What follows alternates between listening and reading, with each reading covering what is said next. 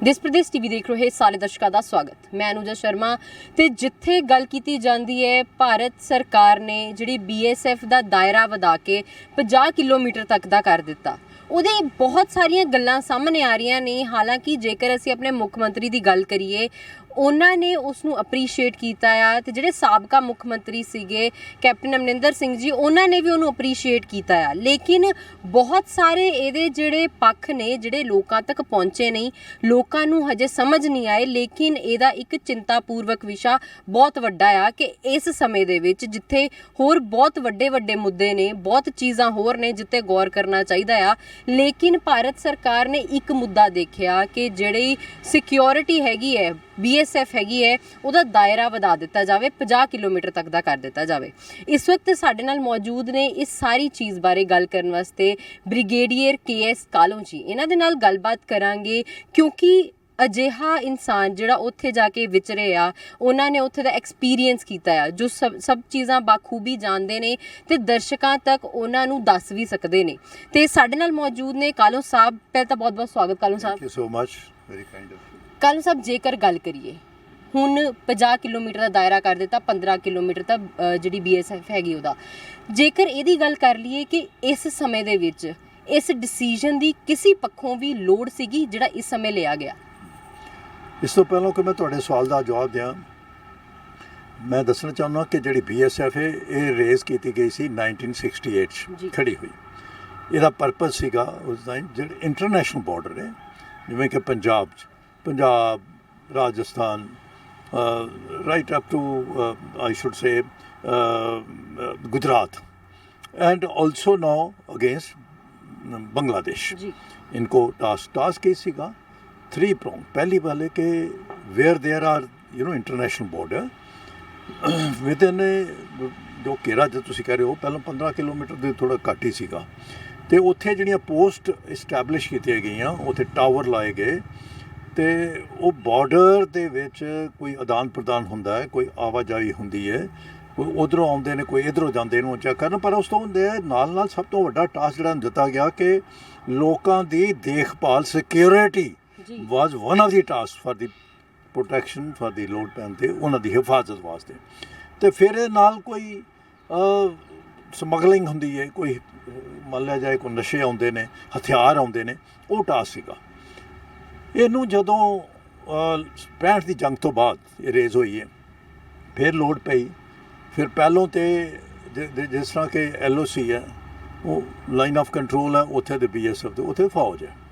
ਮਗਰ ਬਾਅਦ 'ਚ ਜਦੋਂ ਇਹ ਸੈਕੰਡ ਟਾਸਕ ਜੋ ਹੈ ਕਿ ਜੇਕਰ ਲੋੜ ਪਏ ਤੇ ਫੌਜ ਦੇ ਥੱਲੇ during operation it works under the in conjunction with the ਫੌਜ ਦੇ ਆਰ ਅੰਡਰ।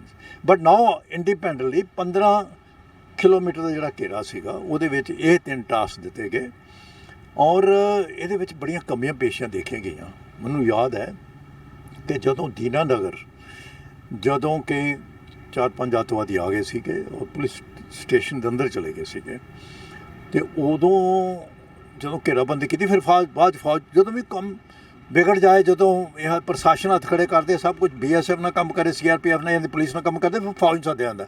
ਫੌਜ ਨੇ ਸੰਭਾਲਿਆ ਸੀਗਾ ਉਦੋਂ ਵੀ।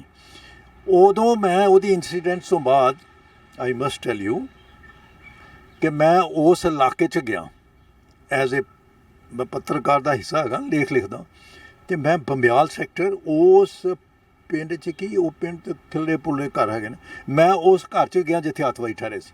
ਉੱਥੋਂ 50 ਗਜ ਦੀ ਦੂਰੀ ਦੀ ਮੈਂ ਪੋਸਟ ਦੀ ਦੇਖੀ ਹੈ। ਤਾਂ ਉਸ ਵੇਲੇ ਚਰਚਾ ਹੋਈ ਕਿ ਇਹ ਜ਼ਿੰਮੇਵਾਰੀ BSF ਦੀ, ਇਹਨੇ ਕਿਉਂ ਨਹੀਂ ਚੈੱਕ ਕੀਤਾ। BSF ਕਹਿਣ ਲੱਗੇ ਕਿ ਇਹ ਤਾਂ ਪੰਜਾਬ ਪੁਲਿਸ ਹੈ। ਤਾਂ ਇਸ ਕਰਕੇ ਇੱਕ ਦੂਸਰੇ ਨੂੰ ਬਲੇਮ ਵਰਦੀ ਸ਼ੁਰੂ ਹੋ ਗਈ, ਜਿਹੜਾ ਕਿ ਹੁਣ ਵੀ ਉਹਦੇ ਹਿਸਾਬ ਨਾਲ ਚੱਲਦੇ। ਫਿਰ ਇਹਨਾਂ ਦੇਖਿਆ ਕਿ ਯੈਸ, ਫਿਰ ਇੱਕ ਸਟੱਡੀ ਹੋਈ ਔਰ ਇਹ ਜਿਹੜਾ ਹੁਣ ਗੱਲ ਕੀਤੀ ਜਾ ਰਹੀ ਹੈ ਸੀਲ ਕਰਨ ਦੀ, ਅਤੇ ਉਸ ਵੇਲੇ ਫਿਰ ਸਮਾਰਟ ਫੈਂਸਿੰਗ ਲੱਗੀ।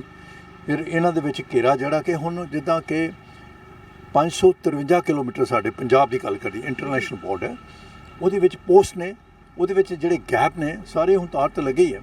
ਅਤੇ ਉੱਥੇ ਬਹੁਤ ਸਾਰੇ ਯੰਤਰਾਂ ਦੀ ਜ਼ਰੂਰਤ, ਸੈਟੇਲਾਈਟ ਸਿਸਟਮ, ਸੈਟੇਲਾਈਟ ਇਹ ਉਹ, ਅਤੇ ਇਹ ਜਿਹੜੀਆਂ ਪੈਟਰੋਲਿੰਗ ਨੇ ਆਪੋ 'ਚ ਉਹ ਏਰੀਆ ਵੰਡਿਆ, ਉਹ 'ਚ ਪੈਟਰੋਲਿੰਗ ਕਰਦੀਆਂ ਨੇ। ਹੁਣ ਇਹਨਾਂ ਕੋਲੋਂ 15 ਕਿਲੋਮੀਟਰ ਦੇ ਅੰਦਰ ਕੁਛ ਪੋਸਟ ਨੇ, ਉਹ ਹੀ ਸਾਂਭਣੀਆਂ ਮੁਸ਼ਕਲ ਹੋ ਰਹੀਆਂ ਨੇ। ਮੈਂ ਗੱਲ ਕਰ ਰਿਹਾ, ਮੈਂ ਉੱਥੇ as a operational area, as a brigade major, as a major ਜੋ ਸੀ, ਮੈਂ ਰਾਵੀ ਦਰਿਆ ਆਪਣੀ ਜੀਪ, ਫੌਜੀ ਜੀਪ 'ਚ ਅਸੀਂ ਰੈਕੀ ਕਰਦੇ ਸੀ। ਆਪਰੇਸ਼ਨਲ ਏਰੀਆ ਰਿਸਪੌਂਸਿਬਿਲਿਟੀ ਉਧਰ ਸੀ, right up to Samba. So what I'm saying is ਕਿ 15 ਕਿਲੋਮੀਟਰ ਦੇ ਵਿੱਚ ਦਾਇਰਾ ਬਹੁਤ ਸਫੀਸ਼ੀਐਂਟ ਸੀ, ਕੋਈ ਲੋੜ ਨਹੀਂ ਸੀ ਇਹਨੂੰ ਵਧਾਉਣ ਦੀ, ਜਿਹੜਾ ਕਿ ਇੱਕਦਮ ਹੁਣ ਵਧਾ ਕੇ 50 ਤੇ ਲੈ ਆਏ ਨੇ।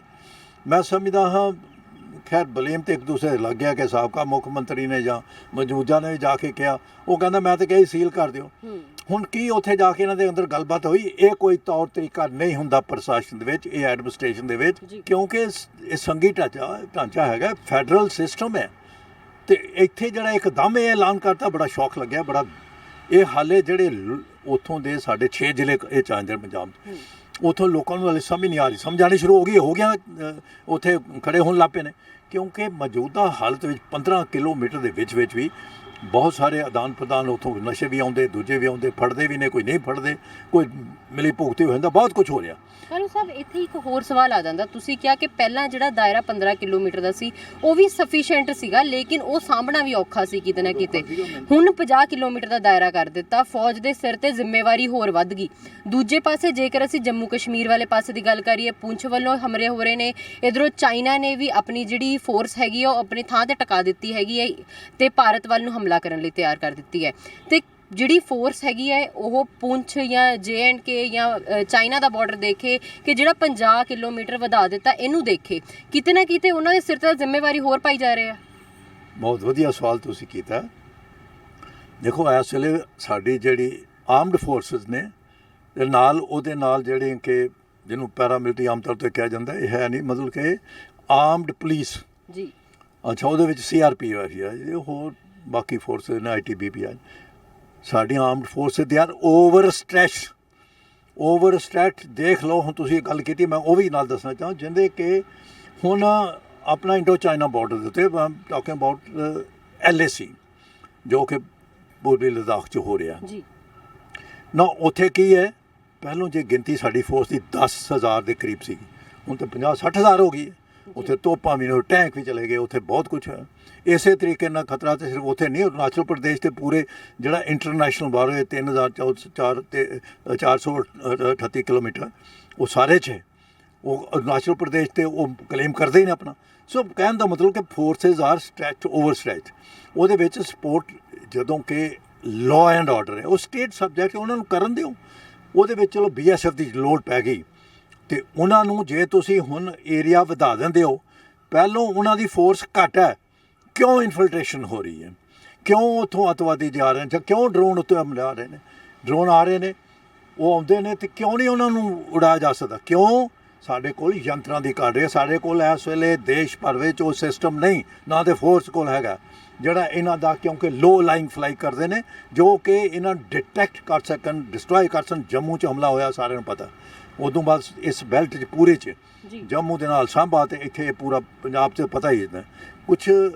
ਜਿਹੜੀ ਪੁਲਿਸ ਦਾ, ਜਿਹੜਾ ਪ੍ਰਸ਼ਾਸਨ ਦਾ ਫਰਜ਼ ਬਣਦਾ ਕਿ ਨਾਲ ਉਹ ਸਹਿਯੋਗ ਤਾਂ ਕਰਦੇ ਨੇ, ਪਰ ਹੁਣ ਜੇ ਫੋਰਸ ਉੱਥੋਂ ਤੱਕ ਨਹੀਂ ਕਰ ਸਕੇ ਪੂਰੀ ਕਾਬੂ, ਪੂਰੀ ਉੱਥੇ ਗਸ਼ਤ ਕਰਨੀ ਪੈਣੀ ਹੈ। ਇਹਨਾਂ ਫੋਰਸ ਹੀ ਨਹੀਂ ਹੈਗੀ ਇਹਨਾਂ ਕੋਲ। ਹੁਣ 50 ਦਾ ਮਤਲਬ ਇਹ ਵੇ ਕਿ ਇਹ ਜਿੱਥੇ ਮਰਜ਼ੀ ਆ ਕੇ ਛੱਕ ਇੱਕ ਦੂਸਰੇ ਨੂੰ ਪਾਇਆ ਫੜ ਕੇ ਲੈ ਜਾਣ। ਔਰ ਕਿਸਾਨ ਜਿਹੜੇ ਜਿਨ੍ਹਾਂ ਦੀ ਕਿ ਖੇਤੀਬਾੜੀ ਉਹ ਫੈਂਸ ਤੋਂ ਅਗਲੇ ਪਾਸੇ ਵੀ ਹੈ, ਉਹਨਾਂ ਨੂੰ ਬੜੀ ਪ੍ਰੋਬਲਮ ਹੋ ਰਹੀ ਹੈ। ਪ੍ਰੋਬਲਮ ਤਾਂ ਵੈਸੇ ਹੋਰ ਵੀ ਹੈਗੀਆਂ ਨੇ, ਕਿਉਂਕਿ ਉਹਦੇ ਨਾਲ ਬਿਜਲੀ ਦੀ ਨਹੀਂ ਮਿਲ ਰਹੀ। ਹੁਣ ਅੱਜ ਕੱਲ੍ਹ ਪਾਣੀ ਦੀ ਬੜੀ ਸਮੱਸਿਆ ਹੋ ਗਈ ਸੀ, ਸੋ ਬੜੀਆਂ ਸਮੱਸਿਆ ਨੇ। ਇਹ ਤਾਂ ਹੋਰ ਵੀ ਹੋਣਗੀਆਂ, ਇਹ 'ਚ ਸ਼ਹਿਰ ਵੀ ਆ ਗਏ। ਇਹਦਾ ਮਤਲਬ ਕਿ ਉਹ ਸ਼ਹਿਰਾਂ ਤੱਕ ਪਹੁੰਚਣਗੇ। ਇਹਦਾ ਮਤਲਬ ਕਹਿਣ ਤੋਂ ਕਿ ਅੱਧਾ ਪੰਜਾਬ BSF ਦੇ ਹਵਾਲੇ ਕੀਤਾ ਜਾ ਚੁੱਕਿਆ। ਔਰ ਜੋ ਮਰਜ਼ੀ ਹੁਣ ਕਈ ਜਾਣ ਸਿਆਸਤਦਾਨ ਆਪਸ 'ਚ, ਉਹਦਾ ਕਸੂਰ ਹੈ, ਉਹਦਾ ਕਸੂਰ ਹੈ। ਇਹ ਤੇ ਪੰਜਾਬ ਦਾ ਮੈਂ ਸਮਝਦਾ ਇਫੈਕਟ ਹੋਏਗਾ ਲੌਂਗ ਟਰਮ, ਔਰ they will not be capable of carrying out all the 3 operation ਜਿਹੜੇ ਦੱਸੇ ਨੇ, ਸਰਚ, ਅਰੈਸਟ, ਸੀਜ਼, ਤੇ 3 ਆਪਰੇਸ਼ਨ ਜਿਹੜੇ ਦਿੱਤੇ ਨੇ, ਇਹ ਤੇ ਉੱਥੇ ਕਰਦੇ ਰਹਿਣਗੇ। ਹੋਰ ਹਿਊਮਨ ਰਾਈਟਸ ਵਾਇਲੇਸ਼ਨਸ ਹੋਣਗੀਆਂ। ਸਰ, ਇਹਦੀ ਗੱਲ ਕਰ ਲਈਏ ਜਿਹੜੀ ਹਿਊਮਨ ਰਾਈਟ ਵਾਇਲੇਸ਼ਨ ਦੀ ਹੈਗੀ ਹੈ, ਜੇਕਰ ਅਸੀਂ ਅੰਮ੍ਰਿਤਸਰ ਵਾਲੇ ਪਾਸਿਓਂ ਗੱਲ ਕਰੀਏ ਬਾਰਡਰ ਦੀ, 50 ਕਿਲੋਮੀਟਰ ਰਈਏ ਤੱਕ ਆ ਜਾਂਦਾ ਆ, ਤੇ ਰਈਏ ਤੱਕ ਦਾ ਜਿੰਨਾ ਵੀ ਦਾਇਰਾ ਪਏਗਾ ਉਹ ਸਾਰਾ ਆਰਮਡ ਫੋਰਸਿਸ ਦੇ ਹੱਥ ਵਿੱਚ ਚਲੇ ਜਾਏਗਾ। ਉੱਥੇ ਦੀ ਸਾਰੀ ਜਿਹੜੀ ਵੀ ਨਿਗਰਾਨੀ ਹੈ ਉਹਨਾਂ ਦੇ ਦੁਆਰਾ ਕੀਤੀ ਜਾਏਗੀ। ਲੇਕਿਨ ਜਿੱਥੇ ਹਿਊਮਨ ਰਾਈਟ ਵਾਇਲੇਸ਼ਨ ਦੀ ਗੱਲ ਕਰੀਏ, ਕੋਈ ਵੀ ਸ਼ੱਕ ਦਾ ਦਾਇਰਾ ਹੋਇਆ ਤੇ ਉੱਥੋਂ ਬੰਦੇ ਚੱਕੇ ਜਾਣਗੇ। ਇਹ ਤੇ ਕਿਤੇ ਨਾ ਕਿਤੇ ਪੋਲਿਟਿਕਸ ਵੀ ਖੇਡੀ ਜਾ ਸਕਦੀ ਹੈ, ਕਿਉਂਕਿ ਇੱਕ ਪਾਸੇ ਕਿਸਾਨੀ ਅੰਦੋਲਨ ਵੀ ਚੱਲ ਰਿਹਾ ਆ, ਦੂਜੀ ਵੱਖਰੀ ਵੱਖਰੀ ਪਾਰਟੀਆਂ ਦੇ ਲੀਡਰ ਵੀ ਹੋਣਗੇ ਉੱਥੇ, ਤੇ ਕਿਤੇ ਨਾ ਕਿਤੇ ਇਹ ਸਿੱਧਾ ਪੋਲਿਟਿਕਸ ਦੇ ਨਾਲ ਵੀ ਜੋੜਿਆ ਜਾ ਸਕਦਾ ਹੈ, ਜਿਹੜਾ ਇੰਨਾ ਵੱਡਾ ਦਾਇਰਾ ਅਚਾਨਕ ਵਧਾ ਦਿੱਤਾ ਗਿਆ। ਦੇਖੋ, ਇਸ ਵੇਲੇ ਕੇਂਦਰ ਸਰਕਾਰ ਨੂੰ ਬਹੁਤ ਵੱਡੀ ਚੁਣੌਤੀ ਹੈ, ਉਹ ਹੈ ਕਿਸਾਨ ਅੰਦੋਲਨ। ਇਹ ਸਾਰੇ ਜਾਣਦੇ ਨੇ, ਬਾਰ-ਬਾਰ ਕਹੀ ਜਾ ਰਹੇ ਨੇ ਕਿ ਇਹਦੀ ਸ਼ੁਰੂਆਤ, ਇਹਦੀ ਜੜ ਪੰਜਾਬ ਹੈ। ਫਿਰ ਪੰਜਾਬ ਨੇ ਨਾਲ ਜੋੜਿਆ ਜੀ ਹਰਿਆਣਾ, ਯੂਪੀ, ਹੁਣ ਤਾਂ ਸਾਰੇ ਦੇਸ਼ 'ਚ ਚੱਲ ਗਿਆ, ਕਿਉਂਕਿ ਉਹਨਾਂ ਦੀਆਂ ਮੰਗਾਂ ਜਾਇਜ਼ ਨੇ। ਇਸ ਵਾਸਤੇ ਸਾਰੇ ਕਿਸਾਨ ਨਹੀਂ, ਬਲਕਿ ਮੈਂ ਤੇ ਸਿੰਘੂ ਬਾਰਡਰ ਤੇ ਜਾ ਕੇ ਦੇਖਿਆ, ਮੈਂ ਤੇ ਉੱਥੇ ਸਾਊਥ ਇੰਡੀਅਨ ਦੇਖੇ ਸੀ ਬੈਠੇ ਉੱਥੇ, ਜਦੋਂ ਹੁਣ ਕਹਿੰਦੇ ਨੇ ਕਿ ਕਦੀ ਫਿਰ ਇਹਨਾਂ ਨੂੰ ਅਫਸੋਸ ਦੀ ਗੱਲ ਹੈ ਕਿ ਇਸੇ ਪੰਜਾਬ ਜਿਹਨੇ ਕਿਸਾਨ ਗ੍ਰੀਨ ਰੈਵੋਲੂਸ਼ਨ ਲਿਆਂਦਾ, ਕਿਸਾਨ ਤੇ ਜਵਾਨ ਦਾ ਮੇਲ ਹੈ। ਹੁਣ ਤੁਸੀਂ ਦੇਖੋ ਕਿ ਹੁਣ ਜੋ ਉੱਥੇ ਸ਼ਹਾਦਤਾਂ ਹੋ ਰਹੀਆਂ ਨੇ ਜੰਮੂ ਕਸ਼ਮੀਰ, ਕਿਸਾਨਾਂ ਦੇ ਬੱਚੇ, ਹੁਣ ਇੱਕ ਉਹ ਲੜਕਾ ਜੋ ਹੈ ਉਹ ਦੇਖੋ ਸ਼ਹੀਦ ਹੋਇਆ, ਜਿਹੜਾ ਕਿ ਉਹ 4-5 ਮਹੀਨੇ ਪਹਿਲੋਂ ਬਿਲਕੁਲ ਕਿਸਾਨੀ ਝੰਡਾ ਫੜ ਕੇ ਗਿਆ ਸੀ। ਹੁਣ ਉਹਨਾਂ ਦੇ ਉੱਤੇ ਕੀ ਪ੍ਰਭਾਵ ਪਏਗਾ? ਉਹ ਜਿਹੜੇ ਕਿ ਸਾਡੇ ਕਿਸਾਨ, ਜਿਹੜੇ ਕਿ ਆਪਣੇ ਹੱਕਾਂ ਦੀ ਬੜੇ ਪੀਸਫੁਲ ਢੰਗ ਨਾਲ ਉਹ ਲੜਾਈ ਲੜ ਰਹੇ ਨੇ, ਤੇ ਉਹਨਾਂ ਦੇ ਹੋਰ ਉੱਤੇ ਪ੍ਰੈਸ਼ਰ ਪਾਉਣ ਵਾਸਤੇ ਕਿ ਸ਼ਾਇਦ ਇਹ ਛੱਡ ਦੇਣ, ਇਹ ਛੱਡਣ ਵਾਲੇ ਨਹੀਂ ਇਹ ਕਿਸਾਨ, ਬਿਕੋਜ਼ ਉਹਨਾਂ 'ਤੇ ਪ੍ਰੈਸ਼ਰ ਪਏਗਾ ਹੀ। ਤਾਂ ਇੱਕ ਸਿਆਸਤ, ਜਿਹੜਾ ਤੁਸੀਂ ਗੱਲ ਕੀਤੀ, ਬਿਲਕੁਲ ਸਿਆਸਤ ਦਾ ਇਹ 'ਚ ਖੇਲ ਹੈਗਾ, ਕਿਉਂਕਿ ਇਹ they are not prepared to budge government, ਕਿ ਕਿਸਾਨਾਂ ਦੀਆਂ ਸਮੱਸਿਆ ਬਿਲਕੁਲ ਜਾਇਜ਼ ਨੇ। ਦੇਸ਼ ਭਰ ਸਾਰੀਆਂ ਨਾਨ ਕਿਸਾਨ ਜਥੇਬੰਦੀਆਂ ਵੀ ਸਾਰੀਆਂ ਨਾਲ ਜੁੜ ਚੁੱਕੀਆਂ ਨੇ, ਮਗਰ ਇਹ ਸੁਣਨ ਵਾਸਤੇ ਉਹਨਾਂ 'ਤੇ ਪ੍ਰੈਸ਼ਰ ਪਾ ਲਓ। ਪ੍ਰੈਸ਼ਰ ਪਾ ਕੇ ਗੱਲ ਨਹੀਂ ਮੰਨੀ, ਇਹਨਾਂ ਨੂੰ ਇਹ ਭੁੱਲ ਗਏ ਨੇ ਕਿ ਜਦੋਂ 65 ਦੀ ਜੰਗ ਹੋਈ ਸੀ ਤੇ ਉਦੋਂ ਕਿਸਾਨਾਂ ਨੇ ਜਵਾਨਾਂ ਦੇ ਨਾਲ ਮਿਲ ਕੇ ਇਹ ਜੰਗ ਜਿੱਤੀ ਸੀ। ਇਹਨਾਂ ਦੀ ਸਾਜ਼ਿਸ਼, ਇਹ ਬੜੀ ਲੰਬੀ ਸੋਚ ਤੇ ਚੱਲ ਰਹੀ ਹੈ ਸਰਕਾਰ, ਕੇਂਦਰ ਸਰਕਾਰ, ਔਰ ਸਾਡੇ ਜਿਹੜੇ ਸਿਆਸਤਦਾਨ ਨੇ ਉਹ ਚੀਜ਼ ਇਸ ਨੂੰ ਸਮਝ ਚੱਲਦੇ, ਉਹ ਆਪਣਾ ਹੀ ਰਾਗ ਲੱਭਦੇ ਨੇ, ਆਪਣਾ ਉਹਨਾਂ ਦਾ ਮਕਸਦ ਤੇ ਸਿਰਫ ਹੈ ਰਾਜ ਭਾਗ ਸਾਹਿਬ ਦਾ ਵੋਟਾਂ ਲੈਣ ਦਾ। ਬ੍ਰਿਗੇਡੀਅਰ ਸਾਹਿਬ, ਜੇਕਰ ਗੱਲ ਕਰੀਏ ਤੁਹਾਡੇ ਪਿੱਛੇ ਦੀ ਗੱਲ ਕਰੀਏ, ਤੁਸੀਂ ਬਹੁਤ ਜ਼ਿਆਦਾ ਇਹਨਾਂ ਦੇ ਵਿੱਚ ਵਿਚਰੇ, ਫੋਰਸਿਸ ਦੇ ਵਿੱਚ ਰਹੇ, ਤੁਸੀਂ ਕਮਾਂਡ ਵੀ ਕੀਤਾ, ਤੇ ਉਸ ਤੋਂ ਬਾਅਦ ਜੇਕਰ ਗੱਲ ਕਰੀਏ, ਕਿਉਂਕਿ ਸਿਆਸੀ ਪਾਰਟੀਆਂ ਵੱਲੋਂ ਵੀ ਤੇ ਹੋਰ ਲੋਕਾਂ ਵੱਲੋਂ ਵੀ ਇਹ ਕਿਹਾ ਜਾ ਰਿਹਾ ਆ ਕਿ ਜਿਹੜੀ ਆਰਮਡ ਫੋਰਸਿਸ ਹੁੰਦੀਆਂ ਆ, ਉਹਨਾਂ ਨੂੰ ਇਨਵੈਸਟੀਗੇਸ਼ਨ ਦੀ ਟ੍ਰੇਨਿੰਗ ਨਹੀਂ ਹੁੰਦੀ, ਉਹਨਾਂ ਨੂੰ ਹੁੰਦਾ ਹੈ ਕਿ ਕਿਸ ਤਰੀਕੇ ਨਾਲ ਜਿਹੜੀ ਚੀਜ਼ ਵਾਪਰੀ ਹੈ ਉਹਨੂੰ ਕੰਟਰੋਲ ਕੀਤਾ ਜਾਵੇ ਤੇ ਉਹਦਾ ਹੱਲ ਕੱਢਿਆ ਜਾਵੇ। ਤੇ ਇਹ ਸਾਰੀ ਚੱਲਦੇ ਹੋਏ ਜਿਸ ਵਕਤ ਕੋਈ ਵੀ ਘਟਨਾ ਵਾਪਰੇਗੀ, ਜਿਵੇਂ ਡਰੱਗਸ ਦੀ ਗੱਲ ਕੀਤੀ ਜਾ ਰਹੀ ਹੈ ਜਾਂ ਆਤੰਕਵਾਦੀਆਂ ਦੀ ਗੱਲ ਕੀਤੀ ਜਾ ਰਹੀ ਹੈ, ਕਿਤੇ ਨਾ ਕਿਤੇ ਸ਼ੱਕ ਦੇ ਬੁਨਿਆਦ ਤੇ ਜਿਹੜੇ ਆਮ ਲੋਕ ਨੇ ਉਹਨਾਂ ਨੂੰ ਵੀ ਗ੍ਰਿਫਤਾਰ ਕੀਤਾ ਜਾ ਸਕਦਾ ਆ, ਜਾਂ ਉਹਨਾਂ ਉੱਤੇ ਵੀ ਚੀਜ਼ਾਂ ਥੋਪੀਆਂ ਜਾ ਸਕਦੀਆਂ ਨੇ। ਮੇਰਾ ਕੈਰੀਅਰ ਹੀ ਸ਼ੁਰੂ ਹੋਇਆ ਜਿਹੜਾ, ਉਹ ਇੰਟਰਨਲ ਸਿਕਿਉਰਿਟੀ ਡਿਊਟੀ ਤੇ ਸ਼ੁਰੂ ਹੋਇਆ। ਮੈਂ ਗਿਆ ਉੱਥੇ ਰਾਂਚੀ ਤੋਂ, ਅਸੀਂ ਗਏ ਉਸ ਹੁਣ ਝਾਰਖੰਡ ਦਾ ਦਿਵਸ ਹੀ ਲੈ ਕੇ, ਤੇ ਮੈਂ ਸਮਝਦਾ ਕੀ ਹੁੰਦਾ, ਪ੍ਰੋਸੀਜਰ ਇਜ਼ ਲੇਡ ਡਾਊਨ। ਜਿਹੜੀ ਸਿਵਲ ਕੰਪੀਟੈਂਟ ਅਥਾਰਟੀ ਹੈ, government of India delegated power, chief secretary ਨੀਚੇ ਡਿਪਟੀ ਕਲੈਕਟਰ, ਤੇ ਉਹ ਦਿੰਦੇ ਨੇ ਕਿ okay now they hand over the situation, you have to deal with the situation as per the norms laid down. ਸਾਨੂੰ ਪਤਾ ਉਹ ਕੀ ਨੇ, ਮਗਰ ਉਹਦੇ 'ਚ ਫਿਰ ਕੋਈ ਇਹਨਾਂ ਦੀ ਇੰਟਰਫੀਰੈਂਸ ਨਹੀਂ ਹੁੰਦੀ। ਮਗਰ ਜੋ ਕੋਈ ਉੱਥੋਂ ਫੜ ਲਿਆ, ਕੋਈ ਵੀ ਅੰਸ਼ ਜਾਂ ਕੋਈ ਇਹੋ ਜਿਹੇ ਜਿੱਦਾਂ ਕਿ ਅਸੀਂ ਵਾਰਨਿੰਗ ਦੇਣੀ ਹੁੰਦੀ, ਉਹਦਾ ਪ੍ਰੋਸੀਜਰ ਸੈਪਰੇਟ ਹੈਗਾ, ਉਹ ਕੀਤਾ ਸੀ। ਐਜ਼ ਏ ਕਮਾਂਡਿੰਗ ਅਫਸਰ ਮੈਨੂੰ ਮਿਲਿਆ ਮੌਕਾ, ਮੈਂ ਕਹਿੰਦਾ ਕਿ ਉਹ ਫਿਰ ਹੈਂਡ ਓਵਰ ਕਰਨਾ ਪੈਂਦਾ ਪੁਲਿਸ ਨੂੰ। ਹੁਣ ਜੰਮੂ ਕਸ਼ਮੀਰ 'ਚ ਜੋ ਹੋ ਰਿਹਾ, ਦੇਖੋ ਉੱਥੇ ਪੈਰਾਮਿਲਟਰੀ ਖਾਸ ਤੌਰ 'ਤੇ ਜੰਮੂ ਕਸ਼ਮੀਰ ਦੀ ਪੁਲਿਸ ਨਾਲ ਹੈ, ਉੱਥੇ ਲਾਈਨ ਆਫ ਕੰਟਰੋਲ ਦੇ ਉੱਤੇ ਸਾਡੀ ਫੌਜ ਹੈ। ਉੱਥੋਂ ਜੇ ਘੁਸਪੈਠ ਹੁੰਦੀ ਹੈ, ਉਦੋਂ ਬਾਅਦ ਜੋ ਫੜਿਆ ਜਾਂਦਾ ਫੜ ਕੇ ਤੇ 24-48 ਘੰਟੇ ਜਿਹਨੂੰ ਹੈਂਡ ਓਵਰ ਕਰਨਾ ਪੈਂਦਾ ਜੀ, ਤੇ ਉਹ ਪੁਲਿਸ ਨੇ ਕਰਨਾ ਹੈ, ਉਹ ਪੁਲਿਸ ਨੂੰ ਦੇਣਾ। ਉੱਥੇ ਕੇਸ ਦਰਜ ਹੋਣਾ, ਜੁਡੀਸ਼ੀਅਲ ਪ੍ਰੋਸੈਸ ਸ਼ੁਰੂ ਹੋਣਾ, ਤੇ ਉਹ 'ਚ ਗਵਾਹੀਆਂ ਹੋਣੀਆਂ ਨੇ, ਉਹ 'ਚ ਸਾਰਾ ਕੁਝ ਹੋਣਾ। ਉਹ ਤਾਂ ਕੰਮ ਸਾਰਾ ਸਟੇਟ ਪੁਲਿਸ ਨੇ ਕਰਨਾ, ਭਾਵੇਂ ਉੱਥੇ armed forces special power act ਲਾਗੂ ਹੈ ਤੇ ਉੱਥੇ ਜੰਮੂ ਕਸ਼ਮੀਰ ਕਰਦੇ, ਮਗਰ ਸਾਰੀ ਕਾਰਵਾਈ ਬਾਕੀ ਜਿਹੜੀ ਹੈ ਫੜਨਾ, ਉਹ ਠੀਕ ਹੈ। ਇਹਨਾਂ ਨੂੰ ਨਾਲ ਕੋਆਰਡਨ ਸਰਚ ਕਰਕੇ ਅਖੀਰ ਤੇ ਮੁਕਾਬਲਾ ਵੀ ਹੋਇਆ, ਸਾਡੇ ਸ਼ਹੀਦ ਹੋ ਰਹੇ ਨੇ, ਜਵਾਨ ਸ਼ਹੀਦ ਹੋ ਰਹੇ ਨੇ, ਕੱਲ੍ਹ ਹੋਇਆ, ਉਦੋਂ ਪਹਿਲਾਂ ਹੋਏ, 4-5 ਹੋਏ। ਸੋ ਉਹ ਫਿਰ ਪੁਲਿਸ ਸਾਰੀ ਇਨਫੋਰਮੇਸ਼ਨ ਦਿੰਦੀ ਹੈ, ਨਾਲ ਉਸ ਸਪੋਰਟ ਕਰਦੇ ਨੇ, ਮਗਰ ਉਦੋਂ ਬਾਅਦ ਜਿਹੜੀ ਕਾਰਵਾਈ ਕਰ ਲੈਂਦੀ ਹੈ, ਜਦੋਂ ਕੋਈ ਅਸਲਾ ਫੜਿਆ ਗਿਆ, ਜਦੋਂ ਕੋਈ ਇਹੋ ਜਿਹੇ ਅੱਤਵਾਦੀ ਸੰਗਠਨ ਫੜਿਆ ਹੋਏ, ਜੈਸ਼ ਦਾ ਹੋਏ, ਕਿਸੇ ਦਾ ਹੋਏ, ਤੇ ਉਹ ਫੜ ਕੇ ਤੇ ਫਿਰ ਇਹਨਾਂ ਨੂੰ ਹੈਂਡ ਓਵਰ ਕਰਨਾ ਪੈਂਦਾ। ਹੁਣ ਉੱਥੇ ਗਵਰਨਰ ਰੂਲ ਹੈ, ਤੇ ਜੇ ਮੰਨ ਲਿਆ ਜਾਏ ਡੈਮੋਕ੍ਰੇਸੀ ਦੇ ਅੰਦਰ ਉੱਥੇ ਇਲੈਕਟਡ ਗਵਰਨਮੈਂਟ ਹੀ ਹੋਏ, ਤਾਂ ਪੁਲਿਸ ਨੇ ਐਡਮਿਨਿਸਟ੍ਰੇਸ਼ਨ ਨੂੰ ਹੈਂਡ ਓਵਰ ਕਰਨਾ, ਅੱਗੋਂ ਕਾਰਵਾਈ ਉਹਨਾਂ ਹੁਣ ਕਰਨੀ। ਤੇ ਇੱਥੇ ਤੇ ਇਹ ਤੇ ਕੰਮ ਜਿਹੜਾ ਕਿ ਇਹ ਕਹਿੰਦੇ ਉਹਨਾਂ ਨੂੰ ਸਾਰੇ ਕੰਮ ਦੇ ਦੇਣੇ, ਜਿੱਥੇ ਮਰਜ਼ੀ ਰੇਡ ਕਰ, ਜਿੱਥੇ ਮਰਜ਼ੀ ਫੜ ਲੈਣ, ਜਿਹਨੂੰ ਮਰਜ਼ੀ ਅਰੈਸਟ ਕਰ ਲੈਣ, ਜਿਹਦਾ ਸੀਜ਼ ਕਰ ਲੈਣ ਸਮਾਨ, ਕਹਿ ਦੇਣਗੇ ਤੇਰਾ ਬਕਸਾ ਖੋਲ, ਤੇਰੇ ਚ ਪਿਆ ਕੁਝ ਪਾ ਵੀ ਦਿੰਦੇ ਹੁੰਦੇ ਨੇ। ਇਹ ਜੋ ਕਰਨੇ ਹੋਏ ਇਹ ਸਾਰੇ ਕੰਮ ਕਰਦੇ ਨੇ। ਮੈਂ ਜਾਣਦਾ, ਮੈਂ ਇਹਨਾਂ ਨਾਲ ਮੈਂ ਪੋਲਿਟਿਕਸ ਵੀ ਰਿਹਾ, ਮੈਨੂੰ ਪਤਾ ਸਭ ਕੁਝ। ਸਿਆਸਤ ਦੀ ਹੀ ਗੱਲ ਕਰ ਲਈਏ ਥੋੜੀ ਜੀ, ਜੇਕਰ ਅਸੀਂ ਦੇਖੀਏ ਜਿਹੜਾ ਇਸ ਵਕਤ ਚੰਨੀ ਸਾਹਿਬ ਗਏ ਸੀਗੇ, ਪ੍ਰਧਾਨ ਮੰਤਰੀ ਜੀ ਨੂੰ ਵੀ ਮਿਲ ਕੇ ਆਏ, ਉਸ ਤੋਂ ਬਾਅਦ ਅਮਿਤ ਸ਼ਾਹ ਜੀ ਨੂੰ ਵੀ ਮਿਲ ਕੇ ਆਏ ਨੇ, ਉਸ ਤੋਂ ਬਾਅਦ ਇਹ ਜਿਹੜਾ ਲਾਗੂ ਹੋਇਆ 50 ਕਿਲੋਮੀਟਰ ਦਾ ਦਾਇਰਾ ਵਧਾਇਆ ਗਿਆ, ਕਿਸ ਤਰੀਕੇ ਨਾਲ ਦੇਖਦੇ ਹੋ ਕਿ ਜਿਹੜੀ ਬੀਜੇਪੀ ਸਰਕਾਰ ਹੈ ਉਹਨੇ ਕੀ ਰੋਲ ਅਦਾ ਕੀਤਾ ਆ, ਤੇ ਹਾਲ ਹੀ 'ਚ ਬਣੇ ਜਿਹੜੇ ਮੁੱਖ ਮੰਤਰੀ ਹੈਗੇ ਆ ਉਹਨਾਂ ਨੇ ਕੀ ਰੋਲ ਪਲੇ ਕੀਤਾ ਹੈ, ਤੇ ਇਹ 'ਚ ਸਿਆਸਤ ਕੀ ਖੇਡੀ ਜਾ ਰਹੀ ਹੈ? ਬੜਾ ਇੰਟਰਸਟਿੰਗ ਕੁਐਸਚਨ ਹੈ, ਇਹ 'ਚ ਕੋਈ ਸ਼ੱਕ ਨਹੀਂ। ਪਹਿਲੀ ਗੱਲ ਇਹ ਤੇ ਬੀਜੇਪੀ ਦੀ ਜਾਂ ਆਰਐਸ ਦੀ ਬੜੀ ਲੌਂਗ ਡਰਾਨ ਉਹਨਾਂ ਦੀ ਪਲਾਨ ਹੈਗੀ, ਮੈਂ ਉਹ 'ਚ ਨਹੀਂ ਜਾਣਾ ਚਾਹੁੰਦਾ, ਮਗਰ ਇਹ ਪੰਜਾਬ ਨੂੰ ਕਮਜ਼ੋਰ ਕਰਨ ਦੀ ਇਹਨਾਂ ਨੇ ਤਹਈਆ ਹੈ, ਇਹਨਾਂ ਦਾ ਏਮ ਹੈ ਪੰਜਾਬ ਨੂੰ ਕਮਜ਼ੋਰ ਕਿਤੇ ਕੀਤਾ ਜਾਏ। ਪੰਜਾਬ ਪਹਿਲਾਂ ਹੀ ਕਮਜ਼ੋਰ ਹੋ ਗਿਆ, ਪਾਰਟੀਸ਼ਨ ਦਾ ਅੱਧਾ ਪੰਜਾਬ ਤੋਂ ਜ਼ਿਆਦਾ ਉੱਧਰ ਚਲਾ, ਇੱਥੇ ਤਿੰਨ ਫਿਰ ਪੰਜਾਬ, ਹਿਮਾਚਲ, ਹਰਿਆਣਾ ਬਣ ਗਏ। ਮਗਰ ਇਹ ਹੁਣ ਜਿਹੜਾ ਕਿਹਾ ਜਾ ਰਿਹਾ ਕਿ ਇਹ ਮੁੱਖ ਮੰਤਰੀ ਉੱਧਰ ਗਏ, ਸਾਬਕਾ ਮੁੱਖ ਮੰਤਰੀ ਵੀ ਆਪਣੇ ਤੌਰ 'ਤੇ ਮਿਲੇ, ਅਤੇ ਇਹਨਾਂ ਨੇ ਜਾ ਕੇ ਉੱਥੇ ਗੱਲ ਕੀਤੀ। ਉਹ ਕਹਿੰਦੇ ਨੇ, ਇਹਨਾਂ ਦੇ ਨੁਮਾਇੰਦੇ ਕਹਿੰਦੇ ਨੇ, ਮੈਂ ਵੀ ਡਿਸਕਸ਼ਨ 'ਚ ਹਿੱਸਾ ਲੈਂਦਾ ਰਿਹਾ ਚੈਨਲਾਂ 'ਤੇ, ਪਰਸੋਂ ਚੌਥ ਵੀ ਗਿਆ ਸੀ ਮੈਂ, ਸਾਰੇ ਸਿਆਸਤਦਾਨ ਬੈਠੇ ਸੀ, ਅਤੇ ਮੈਂ ਤਾਂ ਕਿਹਾ ਭਾਈ ਗੱਲ ਇਹ ਵੇ ਕਿ ਜਦੋਂ ਕੋਈ ਇਹੋ ਜਿਹੀ ਕੋਈ ਗੱਲਬਾਤ ਹੁੰਦੀ, ਉਹ ਤਾਂ ਕਹਿੰਦੇ ਨੇ ਕੋਈ ਲਿਖਤੀ ਰੂਪ 'ਚ ਤਾਂ ਗਿਆ ਨਹੀਂ, ਜਿਹੜੀ ਕਿ ਉਹ ਕਹਿ ਰਹੇ ਨੇ, ਉਹ ਕਹਿੰਦੇ ਨੇ ਮੈਂ ਕਿਹਾ ਸੀਲ ਕਰ ਦਿਓ ਬਾਰਡਰ ਸੀਲ ਕਰੋ, ਕਿ ਇੱਥੋਂ ਬੜੀ ਸਮਗਲਿੰਗ ਹੋ ਰਹੀ ਹੈ।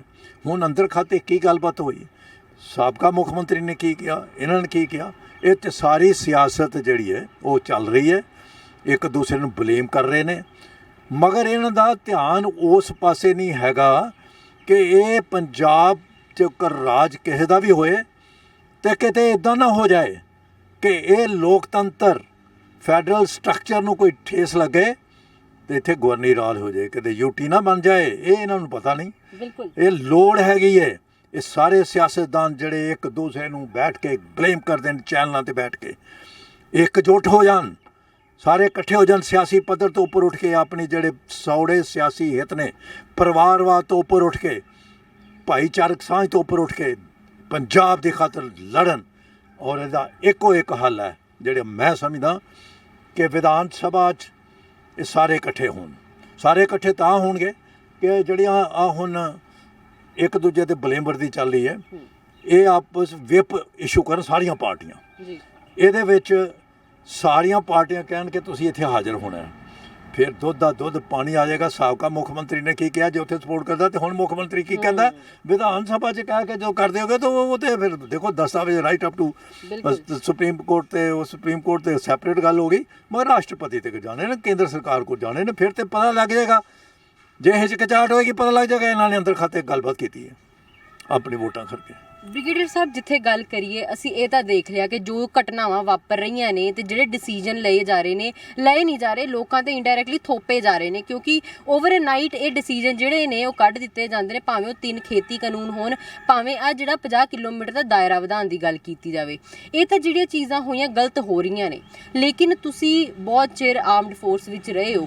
ਅਗਰ ਅਸੀਂ ਆਰਮਡ ਫੋਰਸ ਦੀ ਗੱਲ ਕਰ ਲਈਏ, ਜਿਹੜੀ ਘਟਨਾਵਾਂ ਪੁੰਛ ਵੱਲ ਵਾਪਰ ਰਹੀਆਂ ਨੇ, ਚਾਈਨਾ ਵੱਲ ਹੋ ਰਹੀਆਂ ਨੇ, ਹੋਰ ਬਾਰਡਰਾਂ ਤੋਂ ਜਿਹੜੀ ਇਨਸਿਕਿਉਰਿਟੀ ਹੈਗੀ ਹੈ ਸਾਨੂੰ, ਜੇਕਰ ਉਸ ਪੱਧਰ ਤੇ ਗੱਲ ਕਰ ਰਹੀਏ ਤੇ ਆਰਮਡ ਫੋਰਸਿਸ ਤੇ ਕੀ ਜਿਹੜਾ ਭਾਰਤ ਸਰਕਾਰ ਹੈਗੀ ਉਹਨੂੰ ਨਿਰਣੇ ਕੀ ਲੈਣੇ ਚਾਹੀਦੇ ਨੇ, ਕੀ ਸਾਡਾ ਗਰਾਊਂਡ ਪਲਾਨ ਕੀ ਹੋਣਾ ਚਾਹੀਦਾ ਜਿਹਦੇ ਵੱਲੋਂ ਲੋਕਾਂ ਦਾ ਧਿਆਨ ਹਟਾਇਆ ਜਾ ਰਿਹਾ ਆ? ਨੈਸ਼ਨਲ ਸਿਕਿਉਰਿਟੀ ਇੱਕ ਬਹੁਤ ਵੱਡਾ ਚੈਲੰਜਿੰਗ ਆਸਪੈਕਟ ਹੈਗਾ, ਸਭ ਤੋਂ ਵੱਡਾ ਹੈ। ਦੇਸ਼ ਦੀ ਸੁਰੱਖਿਆ ਸਭ ਤੋਂ ਵੱਧ, ਸਭ ਤੋਂ ਬੇਹੱਦ ਜ਼ਰੂਰੀ ਹੈ, ਜਿੱਥੇ ਕਿ ਸਾਰੇ ਦੇਸ਼ ਵਾਸੀਆਂ ਨੇ ਵੀ ਯੋਗਦਾਨ ਪਾਉਣਾ, ਆਰਮਡ ਫੋਰਸਿਸ ਨੇ। ਅਤੇ ਉਹ ਆਰਮਡ ਫੋਰਸਿਸ ਦੀ ਜਿਹੜੀ ਕਾਰਗੁਜ਼ਾਰੀ ਹੈ ਉਹ ਤਾਂ ਬਿਲਕੁਲ ਸਪੈਲਟ ਆਊਟ ਕੀਤੀ ਹੈ ਜੀ, ਕਿ ਦੇਸ਼ ਦੇ ਸਰਹੱਦਾਂ ਰਖਵਾਲੀ ਕਰਨਾ, ਕੋਈ ਹਮਲਾ ਹੁੰਦਾ ਉਹਦਾ ਕਰਨਾ, ਜਵਾਬ ਦੇਣਾ, ਔਰ ਤਾਂ ਕਿ ਕੋਈ ਇਨਗਰੈਸ ਨਾ ਹੋਏ, ਕੋਈ ਇੱਧਰੋਂ ਆਉਣ ਨਾ। ਅਤੇ ਉਹਨਾਂ ਵਾਸਤੇ ਹਰ ਜਗ੍ਹਾ 'ਤੇ ਜਿੱਥੇ ਜਿੱਥੇ ਲੋੜ ਹੈਗੀ ਹੈ, ਉਹ ਓਪਰੇਸ਼ਨਲ ਆਰਡਰਸ ਹੁੰਦੇ ਨੇ, ਉਹਦੇ ਮੁਤਾਬਕ ਇਹਨਾਂ ਨੂੰ ਉੱਥੇ ਡਿਪਲੋਏ ਕੀਤਾ ਜਾਂਦਾ ਹੈ। ਹੁਣ in addition to that, armed forces ਨੂੰ ਇੰਟਰਨਲ ਸਿਕਿਉਰਿਟੀ ਵਾਸਤੇ ਵੀ, ਜਾਂ ਕੋਈ ਨੈਚੁਰਲ ਕਲੈਮਿਟੀਜ਼ ਆ ਜਾਣ, ਜਿੱਦਾਂ ਕਿ ਹੜ੍ਹ ਆ ਗਏ, ਭੂਚਾਲ ਆ ਗਏ, ਉਹਦੇ ਵਾਸਤੇ ਵੀ ਇੰਪਲੋਏ ਕੀਤਾ ਜਾਂਦਾ, ਭੇਜਿਆ ਜਾਂਦਾ ਜਦੋਂ ਸਾਰੇ ਹੀਲੇ ਵਸੀਲੇ ਖਤਮ ਹੋ ਜਾਣ। ਮਗਰ ਜਿੱਥੇ ਇਹਨਾਂ ਨੂੰ ਵਿੱਚ ਨਾਲ ਆਰਮਡ ਫੋਰਸਿਸ ਨੂੰ ਨਾਲ ਲਿਆ ਕੇ ਤੇ ਉਹ ਕੰਮ ਸੌਂਪੇ ਜਾਂਦੇ ਜਿਹੜੇ ਕਿ ਪੁਲਿਸ ਦੇ ਕਰਨ ਵਾਲੇ ਨੇ ਜੀ, ਉਹ ਫਿਰ ਇਹਨਾਂ ਦੇ ਕਾਰਗੁਜ਼ਾਰੀ ਤੇ ਇਹਨਾਂ ਦੇ ਟਾਸਕ ਤੇ ਅਸਰ ਪਾਉਂਦਾ। ਹੁਣ ਜਿਹੜੀ ਪੁੰਛ ਦੀ ਗੱਲ ਕੀਤੀ ਤੁਸੀਂ, ਉੱਥੇ ਜੇ ਉੱਥੇ ਸਾਡੀਆਂ ਸਰਹੱਦਾਂ ਕਮਜ਼ੋਰ ਹੋਣਗੀਆਂ, ਮੈਂ 3.5 ਸਾਲ ਪੁੰਛ ਦੀ ਯੂਨਿਟ ਕਮਾਂਡ ਕੀਤੀ ਹੈ। LOC ਤੇ ਮੈਂ ਇੱਕ ਪਹਾੜੀ ਤੇ ਗਿਆ। ਮੈਂ ਇੱਥੇ ਦੱਸਣਾ ਚਾਹੁੰਦਾ ਕਿ ਮੇਰੇ ਨਾਲ ਵਾਪਰਿਆ ਕਿ ਜਦੋਂ ਮੈਂ 83 'ਚ ਗਿਆ ਤੇ ਅਸੀਂ ਉਦੋਂ ਤਾਰਾਂ ਨਹੀਂ ਇਹ ਲੱਗੀਆਂ ਹੋਈਆਂ, ਤੇ ਮੈਨੂੰ ਏਰੀਆ ਦਿਖਾਉਣ ਵਾਸਤੇ ਜਿਹੜੀ ਰਿਲੀਵਿੰਗ ਯੂਨਿਟ ਆ ਰਹੀ ਹੈ ਉੱਥੋਂ ਜਾ ਰਹੀ, ਉਹ ਦੱਸਦੀ ਹੁੰਦੀ ਤੁਹਾਨੂੰ ਟਾਸਕ ਲੈ ਕੇ ਮੈਨੂੰ ਲੈ ਗਏ, ਤੇ ਇੱਕ ਪੋਸਟ 20 ਗਜ ਦੂਰ ਸੀ ਪਾਕਿਸਤਾਨ ਦੀ, ਤੇ ਮੈਂ ਐਜ਼ ਏ ਕਮਾਂਡਿੰਗ ਆਫਿਸਰ, ਤੇ ਮੇਰੇ ਨਾਲ ਜਿਹੜੇ ਜਾ ਰਹੇ ਸੀ ਤੇ ਉਹ ਵੀ ਸਿੱਖ ਪਲਟਨ ਦਾ ਸੀਗਾ। ਜੇ ਅਸੀਂ ਉਹਨੂੰ ਕਹਿੰਦਾ ਪਾਕਿਸਤਾਨ ਦਾ, ਉਹ ਵੀ ਪੰਜਾਬੀ ਨੇ ਬਹੁਤ ਸਾਰੇ, ਉਹ ਕਹਿੰਦਾ ਅੱਗੇ ਨਹੀਂ ਆਉਣਾ ਉਸਤਾਦ, ਤੁਹਾਨੂੰ ਫਾਇਰ ਖੋਲ੍ਹਣ ਵਾਸਤੇ ਇੰਦਰਾ ਗਾਂਧੀ ਤੋਂ ਇਜਾਜ਼ਤ ਲੈਣੀ ਪੈਣੀ ਹੈ, ਤੇ ਸਾਡੇ ਕੋਲ ਹੁਕਮ ਸਾਡੀ ਜੇਬ 'ਚ ਹੈ। ਇਹ ਗੱਲ ਕਹੀ ਸੀ ਉਹਨੇ, ਕਿਉਂਕਿ ਉਸ ਵੇਲੇ ਪਾਵਰ ਡੈਲੀਗੇਸ਼ਨ ਨਹੀਂ ਸਨ, ਬੜਾ ਉਹਨੇ ਤਾਂ ਉਸ ਤਰ੍ਹਾਂ ਮੋਟੇ ਤੌਰ 'ਤੇ ਕਿਹਾ ਨਾ। ਵਾਟ ਆਈ ਐਮ ਸੇਇੰਗ ਇਜ਼, ਇੱਥੇ ਪਹਿਲੋਂ ਸਾਡੇ ਕੋਲ ਬੜੀਆਂ ਕਮਜ਼ੋਰੀਆਂ ਸਨ। ਜਦੋਂ ਇਹਨਾਂ ਨੇ ਦੇਖਿਆ ਕਿ ਜਦੋਂ ਇਹੋ ਜਿਹੇ ਕੰਮ ਹੋ ਰਹੇ ਨੇ, ਉੱਥੇ ਇੰਨੀ ਘੁਸਪੈਠ ਹੋ ਰਹੀ ਹੈ, ਚਲੋ ਉੱਥੇ ਫੈਂਸਿੰਗ ਲੱਗੀ, ਫਿਰ ਵਪਾਰ ਸਾਰੇ ਪਾਸਿਓਂ ਕਰਨ ਦੀ ਕੋਸ਼ਿਸ਼ ਕੀਤੀ, ਪਰ ਜਿਹੜੀ ਆਮ ਜਨਤਾ ਹੈਗੀ ਹੈ, ਜਿਹੜੇ ਲੋਕਲ ਹੈਗੇ ਨੇ, ਉਹ ਬੜਾ ਇਨਫਲੂਐਂਸ ਕਰਦੇ ਨੇ। ਉੱਥੇ ਅੱਤਵਾਦੀ ਤੇ ਉਹਨਾਂ ਕੋਲ ਆਗ ਛਪਦੇ ਨੇ, ਤੇ ਕਈ ਫਿਰ ਨਿਹੱਥੇ ਵੀ, ਕਈ ਦੂਜੇ ਅਣਜਾਣ ਵਿੱਚ ਸ਼ਿਕਾਰ ਹੋ ਜਾਂਦੇ ਨੇ। ਕਿਉਂਕਿ ਜੇ ਉਹਨਾਂ ਨੇ ਆ ਕੇ ਪਨਾਹ ਲੈਣੀ ਹੈ ਤੇ ਉੱਥੇ ਜੇ ਕੋਈ ਕਾਰਵਾਈ ਕਰਨੀ ਹੈ, ਤੇ ਦੇਖੋ ਫਿਰ ਉਹਨਾਂ ਨੇ ਸਪੋਰਟ ਦੇ ਰਹੇ ਨੇ। ਤੇ ਅਸਲ ਸਮੱਸਿਆ ਤੇ ਉਹ ਹੈ, ਉੱਥੇ ਜਿਹੜੇ ਨੌਜਵਾਨ ਨੇ ਉਹਨਾਂ ਦੀ ਸਮੱਸਿਆ ਹੈ, ਔਰ ਬਾਕੀ ਤਾਂ ਫੌਜ ਦੀ ਹੈ ਹੀ ਹੈ, ਕਿਉਂਕਿ ਉੱਥੇ ਪੁੰਛ ਏਰੀਏ 'ਚ ਵੀ ਜਿਹੜੇ ਕਿ ਹੇਮਰਾਜ ਤੋਂ ਕਲਮ ਕਰਕੇ ਲੈ ਗਏ ਸੀ ਸਿਰ ਜੀ, ਦੇਖੋ ਉਹ ਪੈਟਰੋਲਿੰਗ ਦੇ ਦੌਰਾਨ ਇਹੋ ਜਿਹੀਆਂ ਸਮੱਸਿਆ, ਪੈਟਰੋਲਿੰਗ, ਐਂਬੁਸ਼ ਲਾਤੀ। ਹੁਣ ਵੀ ਜਿਹੜੇ 5 ਹੋਏ ਨੇ ਉੱਥੇ ਸੁਰਨਕੋਟ ਤੇ ਉਹ ਸਾਰੇ ਇਲਾਕੇ 'ਚ ਦੇਖੋ, ਉਹ ਆਇਡੈਂਟੀਫਿਕੇਸ਼ਨ ਕਰਨਾ ਕਿਹਦੀ ਜ਼ਿੰਮੇਵਾਰੀ ਹੈ, ਉਹ ਜਿਹੜਾ ਪ੍ਰਸ਼ਾਸਨ ਦੀ, ਪੁਲਿਸ ਨੇ। ਇਹਨਾਂ ਨੂੰ ਪਤਾ ਹੁੰਦਾ ਕਿਹੜੇ ਕਿਹੜੇ ਟਿਕਾਣੇ ਨੇ। ਜੇ ਕਹਿੰਦੇ ਨੇ ਇਹਨਾਂ ਨੂੰ ਪਤਾ ਨਹੀਂ, ਤੇ ਗਲਤ ਗੱਲ। ਇਹਨਾਂ ਨੂੰ ਪਤਾ ਨਹੀਂ ਨਸ਼ੇ ਪੰਜਾਬ 'ਚ ਕਿੱਥੇ ਕੌਣ ਵੇਚਦੇ ਆ, ਇਹਨਾਂ ਨੂੰ ਪਤਾ ਨਹੀਂ ਸਿੰਥੈਟਿਕ ਹੋ ਰਹੇ ਨੇ, ਇਹਨਾਂ ਨੂੰ ਪਤਾ ਨਹੀਂ ਕਿ ਉਹ ਉਤਲੀ ਲੀਡਰਸ਼ਿਪ ਇਨਵੋਲਵਡ ਹੈ, ਕਿ ਇਹ ਜਿਹੜੇ ਨਤਿਆਂ ਦਾ ਕਾਰੋਬਾਰ ਹੈ ਕੌਣ ਜਾਣਦਾ, ਕਿ ਕੌਣ ਇਹ ਤੇ ਉੱਤੋਂ ਫੜਨਗੇ ਤਾਂ ਗੱਲਬਾਤ ਹੋਣੀ ਹੈ। ਥੱਲੇ ਲੈਵਲ ਤੇ ਫੜ ਕੇ ਛੋਟੀਆਂ ਮੱਛੀਆਂ ਨੂੰ ਮਗਰਮੱਛ ਤੇ ਫੜਦਾ ਹੀ ਕੋਈ ਨਹੀਂ। ਇਹੀ ਤਾਂ ਗੱਲ ਹੈ ਸਰ, ਜੇਕਰ ਅਸੀਂ ਵੱਡੀ ਲੀਡਰਸ਼ਿਪ ਦੀ ਗੱਲ ਕਰੀਏ, ਸਭ ਨੂੰ ਪਤਾ ਕਿਹੜੀ ਲੀਡਰਸ਼ਿਪ ਕਿੱਥੋਂ ਦੀ ਕਿੰਨਾ ਡਰੱਗ ਵੇਚ ਰਹੀ ਹੈ, ਲੇਕਿਨ ਉਸ ਵੇਲੇ ਵੀ ਜਿਹੜਾ ਆਮ ਇਨਸਾਨ ਹੈਗਾ ਉਹ ਸ਼ੱਕ ਦੇ ਦਾਇਰੇ ਦੇ ਵਿੱਚ ਆ ਕੇ ਫਸਦਾ ਆ। ਹੁਣ ਤਾਂ ਜਿਹੜਾ ਖੁੱਲਾ ਏਰੀਆ ਉਹਨਾਂ ਨੂੰ ਮਿਲ ਗਿਆ, ਖੁੱਲੀ ਜਿਹੜੀ ਛੂਟ ਮਿਲ ਗਈ, ਉਸ ਤੋਂ ਬਾਅਦ ਜ਼ਿਆਦਾ ਉਹਨਾਂ ਦੇ ਉੱਤੇ ਅਸਰ ਹੋਏਗਾ, ਕਿਉਂਕਿ ਜਿਹੜੀ ਵੱਡੀ ਲੀਡਰਸ਼ਿਪ ਹੈ ਉਹਨਾਂ ਉੱਤੇ ਤਾਂ ਨਾ ਅੱਜ ਤੱਕ ਹੱਥ ਪਿਆ ਆ, ਨਾ ਅੱਗੇ ਹੱਥ ਪਏਗਾ। ਇਹ ਸਾਰੇ ਇਹਨਾਂ ਮਾਮਲਿਆਂ 'ਚ ਸਾਰੇ ਸਿਆਸਤਦਾਨ ਇਹ ਇੱਕੋ ਝੱਟੇ ਵਟੇ ਨੇ, ਕਿਉਂਕਿ ਕਦੀ ਉੱਤਰਕਾਂਠ ਮੈਂ ਚੜ੍ਹਾਂ ਵਾਲਾ ਸਾਹਿਬ ਹੈ, ਕਦੀ ਉਹ ਆ ਗਿਆ ਤੇ ਉਹ ਆ ਗਿਆ, ਆਪ ਰਿਸ਼ਤੇਦਾਰੀਆਂ ਆਪਸ ਮੇਲ ਜੋਲ ਹੈ, ਤੇ ਇਹਨਾਂ ਦੀ ਮਿਲੀ ਭੁਗਤ ਤੇ ਪੁਲਿਸ ਦੀ ਮਿਲੀ ਭੁਗਤ ਦੇ ਨਾਲ ਇਹ ਕਾਰੋਬਾਰ ਹੋ ਹੀ ਨਹੀਂ ਸਕਦਾ। ਇਹਦੇ ਵਿੱਚ ਪੁਲਿਸ ਇਨਵੋਲਡ, ਇਹਦੇ ਵਿੱਚ ਸਿਆਸਤਦਾਨ ਇਨਵੋਲਡ ਨੇ, ਇਹਦੇ ਵਿੱਚ ਦੇਖੋ ਗੈਂਗਸਟਰ ਵੀ ਇਨਵੋਲਡ ਨੇ ਜੀ। ਪੰਜਾਬ ਦੀ ਜੇ ਗੱਲ ਕਰੀਏ ਨੌਜਵਾਨਾਂ ਦੇ ਵਿੱਚ, ਇੱਥੇ 70-80% ਤੇ ਨਸ਼ੇ ਨੌਜਵਾਨ ਵੀ ਕਰਦੇ ਨੇ, ਆਈ ਐਮ ਸੌਰੀ ਲੜਕੀਆਂ ਵੀ ਕਰ ਰਹੀਆਂ ਨਸ਼ੇ, ਬਿਲਕੁਲ। ਤੇ ਉਹ ਇੰਨਾ ਕਮਜ਼ੋਰ ਕਰ ਦਿਓ ਕਿ ਫੌਜ ਭਰਤੀ ਹੋਣ ਜੋਗੇ ਨਾ ਰਹਿਣ। ਜੇ ਫੌਜ ਭਰਤੀ ਨਹੀਂ ਹੋਣਗੇ ਤੇ ਜਿਹੜੇ ਬ੍ਰਿਟਿਸ਼ ਟਾਈਮ ਤੇ ਲੰਬ ਸਲਮੇ ਚੌੜੀਆਂ ਛਾਤੀਆਂ ਵਾਲੇ ਆ ਕੇ ਆਮ ਆਪ ਮੁਹਾਰੇ ਉਹ ਲੈ ਜਾਂਦੇ ਸੀਗੇ, ਉਹ ਮਿਲਣਗੇ ਨਹੀਂ, ਤੇ ਜੰਗਾਂ ਲੜਨੀਆਂ ਕਿਹਨੇ ਨੇ। ਸੋ ਇਹ ਬਹੁਤ ਵੱਡੀ ਨੀਤੀ ਹੈ, ਤੇ ਅਸੀਂ ਉਸ ਟ੍ਰੈਪ 'ਚ ਆ ਰਹੇ ਹਾਂ। ਔਰ ਨੈਸ਼ਨਲ ਸਿਕਿਉਰਿਟੀ ਤੁਸੀਂ ਸਵਾਲ ਪੁੱਛਿਆ ਸੀ, ਮੈਂ ਦੱਸਣਾ ਚਾਹੁੰਦਾ ਅੱਜ ਜੋ ਕੁਝ ਹੋ ਰਿਹਾ ਪੰਜਾਬ ਦੇ ਵਿੱਚ, ਜੋ ਇਹਨਾਂ ਨੇ ਹੋਣਾ ਕਿਸਾਨਾਂ ਦਾ ਮੋਰਚਾ, this will also affect the national security. ਅੱਜ ਉਹ ਪੰਜਾਬ, ਉਹ ਪੰਜਾਬੀ ਮੈਂ ਦੱਸਣਾ ਚਾਹੁੰਦਾ ਜਿਨ੍ਹਾਂ ਨੂੰ ਲਾਲ ਬਹਾਦਰ ਸ਼ਾਸਤਰੀ ਨੇ 62 ਦੀ ਜੰਗ ਤੋਂ ਬਾਅਦ ਐਲਾਨ ਕੀਤਾ ਸੀ, ਉਸ ਵੇਲੇ ਹੋਮ ਮਿਨਿਸਟਰ ਸੀ, ਬਾਅਦ ਜੋ ਪ੍ਰਾਈਮ ਮਿਨਿਸਟਰ ਬਣੇ, ਉਹਨਾਂ ਨੇ ਕਿਹਾ ਸੀ ਕਿ ਜਦੋਂ ਜੰਗ ਹੋਈ ਉੱਥੇ ਉਜਾੜ ਵੀ ਬੜੀ ਪਹਾੜੀਆਂ, ਨਾਲੇ, ਇਨਐਕਸੈਸਿਬਲ ਪਲੇਸਿਸ, ਉੱਥੇ ਕਿਹਾ ਇਹਨਾਂ ਨੂੰ ਪੰਜਾਬੀਆਂ ਨੂੰ ਵਸਾਓ, ਜੀ ਜ਼ਮੀਨ ਮੁਫਤ ਦਿਆਂਗੇ। ਪੰਜਾਬੀ ਗਏ, ਉਹ ਖਾਸ ਤੌਰ 'ਤੇ ਲਾਲ ਬਹਾਦਰ ਸ਼ਾਸਤਰੀ ਨੇ ਕਿਹਾ ਸੀ ਸਾਬਕਾ ਫੌਜੀ ਲਿਆਓ, ਉੱਥੇ ਗਏ। ਮੈਨੂੰ ਪਤਾ ਹੈ ਅਸਾਮ 'ਚ ਮੈਂ 2 ਦਫਾ ਨੌਕਰੀ ਕੀਤੀ ਐਜ਼ ਅ ਕੈਪਟਨ ਮੇਜਰ, ਫਿਰ ਮੈंने as a brigade commander, station commander ਉੱਥੇ ਕੰਮ ਕੀਤਾ। ਮੈਂ ਉਸ ਜਗ੍ਹਾ ਤੇ ਗਿਆ ਸਜੋਸਾ ਰੇਂਜ ਮੈਂ ਜਗ੍ਹਾ ਜਿੱਥੇ ਕਿ ਪੰਜਾਬੀ ਸਾਬਕਾ ਫੌਜੀ ਉੱਥੇ ਜਾ ਕੇ ਉਹਨਾਂ ਨੇ ਆਬਾਦ ਕੀਤਾ। ਮੈਂ ਗੁਜਰਾਤ ਦੀ ਗੱਲ ਕਰਦਿਆਂ ਜੇਕਰ ਗੁਜਰਾਤ ਦੇ ਵਿੱਚ ਉੱਥੇ ਵੀ ਕਿਸਾਨ ਜਦੋਂ ਭੂਕੰਪ ਆਇਆ ਭੂਚਾਲ ਆਇਆ ਉਦੋਂ ਬਾਅਦ ਕਾਲ ਪੈ ਗਿਆ ਉਦੋਂ ਵੀ ਇੱਥੋਂ ਪੰਜਾਬੀ ਗਏ ਆਪਣਾ ਰਾਸ਼ਨ ਪਾਣੀ ਲੈ ਕੇ ਆਪਣਾ ਸਭ ਕੁਝ ਲੈ ਕੇ ਉੱਥੇ ਭੁਜ ਇਲਾਕੇ 'ਚ ਮੈਂ ਗਿਆ ਐਜ਼ ਏ ਮੇਜਰ ਜਾ ਕੇ ਆਇਆ। ਇਹ ਮੇਰੀ ਹਾਲਤ ਹੈ। ਮੈਂ ਜਾ ਕੇ ਦੇਖਦਾ ਜਦੋਂ ਤੱਕ ਮੈਂ ਦੇਖ ਨਹੀਂ ਲਵਾਂਗਾ ਮੈਂ ਗੱਲ ਨਹੀਂ ਕਰਦਾ। ਮੈਂ ਉੱਥੇ ਜਾ ਕੇ ਕੀ ਹੋਇਆ ਹੁਣ ਉਦੋਂ ਬਾਅਦ ਮੋਦੀ ਸਰਕਾਰ ਜਦੋਂ ਉੱਥੇ ਮੁੱਖ ਮੰਤਰੀ ਸੀ ਇਹ ਕਹਿੰਦੇ ਨੇ ਜਾਓ वक्त पड़ा तो गुलस्तान पर खुद मैंने दिया जब बाहर आई तो कहने लगे तेरा काम नहीं है। ਹੁਣ ਭਜਾਣ ਰੱਖੇ ਨੇ ਹੁਣ ਕੇਸ ਚੱਲ ਰਹੇ ਨੇ ਕਿ ਜਾਓ ਇੱਥੇ ਜਿਸ ਤਰੀਕੇ ਨਾਲ ਉੱਥੇ ਆਬਾਦੀ ਹੋਈ ਜਿਸ ਤਰੀਕੇ ਨਾਲ ਉਹਨਾਂ ਨੇ ਆਬਾਦ ਕੀਤਾ ਬੰਜਰ ਲੈਂਡ ਨੂੰ ਠੀਕ ਹੈ ਪਹਿਲਾਂ ਜ਼ਮੀਨ ਦੇ ਕਹਿੰਦੇ ਤੁਹਾਡੇ ਅਧਿਕਾਰ ਨਹੀਂ ਤਾਂ ਇਹ ਕੀ ਹੋ ਰਿਹਾ ਇਹ ਸਿਕਿਉਰਿਟੀ ਨੈਸ਼ਨਲ ਸਿਕਿਉਰਿਟੀ ਇਨਫੈਕਟਰ ਦਾ ਉਹਨਾਂ ਦੇ ਅੱਗੋਂ ਲੜਕੇ ਫੌਜ ਨੇ ਉਹਨਾਂ ਦੇ ਤੇ ਦੇਖੋ ਉਹਨਾਂ ਨੇ ਆਪਾਂ ਜਾਨਾਂ ਕੁਰਬਾਨ ਕਰਨ ਵਾਸਤੇ ਤਿਆਰ ਬੈਠੇ ਨੇ ਉੱਥੇ ਕਰਦੇ ਨੇ ਕਰੀ ਜਾ ਰਹੇ ਨੇ। ਸਭ ਤੋਂ ਵੱਧ ਸ਼ਹਾਦਤਾਂ ਜੇ ਦਿੱਤੀਆਂ ਪੰਜਾਬੀਆਂ ਨੇ ਦਿੱਤੀਆਂ ਦੇਸ਼ ਦੀ ਆਜ਼ਾਦੀ ਵਾਸਤੇ ਦੇਸ਼ ਦੀ ਆਜ਼ਾਦੀ ਨੂੰ ਬਰਕਰਾਰ ਰੱਖਣ ਵਾਸਤੇ ਜੋ 47 ਤੋਂ ਲੈ ਕੇ ਕੁਰਬਾਨੀਆਂ ਫੌਜੀਆਂ ਨੇ ਦਿੱਤੀਆਂ ਨੇ ਉਹ ਕੁਰਬਾਨੀਆਂ ਸਭ ਤੋਂ ਵੱਧ ਨੇ। ਇਹ ਸਰਕਾਰ ਨੇ ਜਿਹੜੇ ਸੈਨਿਕਾਂ ਨੂੰ ਉਹਨਾਂ ਦੇ ਪਰਿਵਾਰਾਂ ਨੂੰ ਵੀ ਵਿਸਾਰਿਆ ਅਜੇ ਤੱਕ ਰੁਲਦੇ ਫਿਰਦੇ ਸੀ ਜਾ ਕੇ ਉੱਥੇ ਜੰਤਰ ਮੰਤਰ ਤੇ ਦੇਖੋ ਧਰਨੇ ਦਿੱਤੇ ਉਹਨਾਂ ਦੀ ਉੱਥੇ ਬੇਇੱਜ਼ਤੀ ਕੀਤੀ ਉਹਨਾਂ ਦੇ ਮੈਡਲਾਂ ਦੇ ਉੱਥੇ ਪੁਲਿਸ ਨੇ ਹਮਲਾ ਕੀਤਾ। ਇਹ ਕੀ ਕੀਤਾ ਕੇਂਦਰ ਸਰਕਾਰ ਨੇ ਅਫਸੋਸ ਦੀ ਗੱਲ ਹੈ ਕਿ ਸਾਡੀ ਇਹੋ ਜਿਹੇ ਇਹ ਨੈਸ਼ਨਲ ਸਿਕਿਉਰਿਟੀ ਪ੍ਰਭਾਵਿਤ ਕਰਦੀ ਹੈ। ਕੀ ਅਸਰ ਪਏਗਾ ਇੱਕ ਰੈਂਕ ਇੱਕ ਪੈਨਸ਼ਨ ਹਾਲੇ ਤੱਕ ਨਹੀਂ ਪੂਰਾ ਕੀਤਾ ਜਾ ਕੇ ਜੋ ਮਰਜ਼ੀ ਬੋਲੀ ਜਾਣ। ਸ਼ੁਰੂਆਤ ਹੋਈ ਠੀਕ ਹੈ ਦੋਵਾਂ ਸਰਕਾਰਾਂ ਨੇ ਨੋਟੀਫਿਕੇਸ਼ਨ ਹੋ ਗਈ ਸਭ ਕੁਝ ਹੋ ਗਈ ਪਰ ਇਸ ਵੇਲੇ ਇੱਕ ਮੈਨੂੰ ਮਿਲਿਆ ਮੈਂ ਗਿਆ ਸੀ ਇੱਕ ਭੋਗ ਤੇ ਪਿੱਛੇ ਜੇ ਇੱਕ ਭੋਗ ਤੇ ਗਿਆ ਤੇ ਮੈਨੂੰ ਇਕੱਠਿਆ ਕਰਕੇ ਬਾਅਦ ਤੇ ਭੋਗ ਫੌਜੀ ਦਾ ਭੋਗ ਸੀਗਾ ਇੱਕ ਹਵਲਦਾਰ ਦਾ ਤੇ ਉੱਥੇ ਮੈਨੂੰ ਕਹਿਣ ਲੱਗਿਆ ਦੇਖੋ ਜੀ ਇਹ ਸੂਬੇਦਾਰ ਹੈ ਇਹਦਾ ਮੁੰਡਾ ਇਹ ਸੂਬੇਦਾਰ ਨੂੰ ਇੰਨੀ ਪੈਨਸ਼ਨ ਮਿਲਦੀ ਹੈ ਇਹਦਾ ਮੁੰਡਾ ਹੁਣ ਆਇਆ ਜੇ ਉਹ ਵੀ ਸੂਬੇਦਾਰ ਉਹਨੇ ਵੀ 30 ਸਾਲ ਨੌਕਰੀ ਕੀਤੀ ਇਹਨੇ ਵੀ 30 ਸਾਲ ਨੌਕਰੀ ਕੀਤੀ ਕਹਿੰਦਾ ਇਹਦਾ ਮੁੰਡਾ ਜਿਹੜਾ ਇਹ 5000 ਰੁਪਈਆ ਆਸ-ਪਾਸ ਉਹ ਪਿਓ ਤੇ ਜਾਣ ਲੈਂਦਾ ਲੋ 200 ਉਹ ਕਹਿੰਦਾ ਉਹਨੇ 71 ਦੀ ਜੰਗ ਲੜੀ ਸੀ ਇਹ ਕਾਰਗਿਲ ਦੇ ਵਿੱਚ ਸੀਗਾ ਤੇ ਨੌਕਰੀ ਹੋਣੀ ਤੇ ਸਿਧਾਂਤ ਨਹੀਂ ਚੱਲਦੇ।